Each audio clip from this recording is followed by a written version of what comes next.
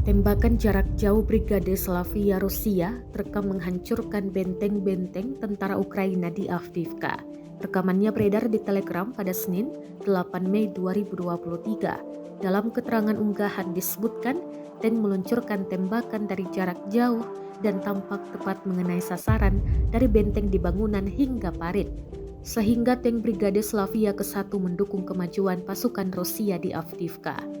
Serangan dilakukan pada posisi prajurit Ukraina di bekas unit militer pertahanan udara Avdiivka serta di utara pemukiman dan menembakkan tembakan langsung dan dari posisi tertutup untuk mengenai musuh seefisien mungkin di semua jarak yang tersedia, jelas narasi unggahan. Sayangnya, total pasukan yang dieliminir hingga kerugian yang diderita Ukraina tidak dirincikan.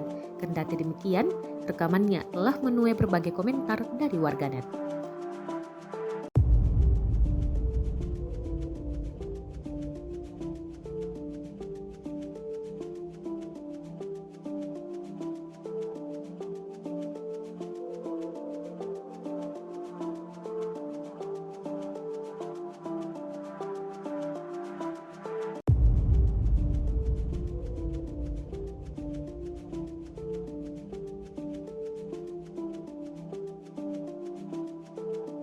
Rusia melaporkan 418 pesawat Ukraina, 230 helikopter, 4.042 kendaraan udara tak berawak, 421 sistem rudal anti pesawat dieliminir sejak awal operasi khusus.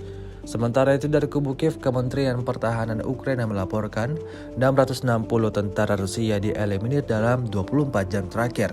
Total 194.430 prajurit Federasi Rusia meninggal sejak awal konflik hingga hari ke-439.